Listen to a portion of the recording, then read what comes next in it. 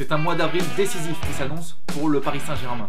Et on a coutume de dire qu'en avril, il ne faut pas se découvrir d'un fil, et il ne faudra pas que les Parisiens perdent le fil de leur saison.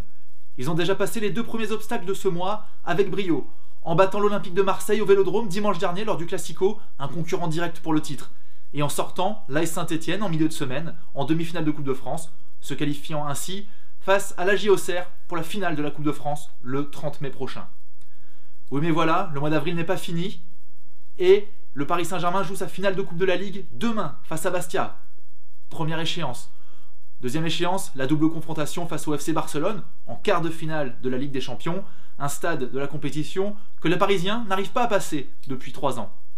Et enfin, leur grande star, Zlatan Ibrahimovic, un joueur qu'on annonçait trop vieux, trop lent, trop mou, plus suffisamment au haut niveau pour aider le Paris Saint-Germain. Zlatan, qui a marqué 3 buts face à Saint-Etienne, se retrouve suspendu 4 matchs. Il ratera les 3 matchs de championnat en avril, face à Nice, face à Lille et face à Metz. Si la suspension de Zlatan Ibrahimovic n'est pas forcément handicapante en championnat, on a vu qu'en octobre et novembre, le Paris Saint-Germain va gagner tous ses matchs sans sa star blessée au talon.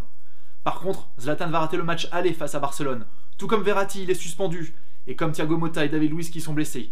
Déjà que le Paris Saint-Germain n'était pas favori, ça s'annonce comme le 5e volet de Mission Impossible face aux géants barcelonais. Alors le Paris Saint-Germain peut-il tout perdre en ce terrible mois d'avril?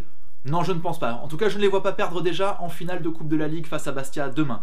En championnat, ses adversaires ne sont pas des épouvantails, et on l'a dit, l'absence de Zlatan peut être tout à fait gérée.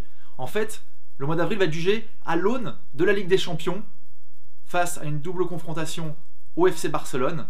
Quelles traces ces matchs-là vont laisser dans les jambes et dans les têtes parisiennes? C'est là que tout va se décider. Paris est moins flamboyant que la saison dernière. Par contre, il est plus mature. Et on le voit que quand il accélère le jeu, il a peu d'égal en France et peut-être même en Europe. En fait, si tout faux pas est à proscrire dans la course au titre du championnat de France, la double confrontation face au FC Barcelone est un défi immense qui s'offre aux Parisiens. Et le mois d'avril est en cela un mois qui les fera changer de dimension ou pas.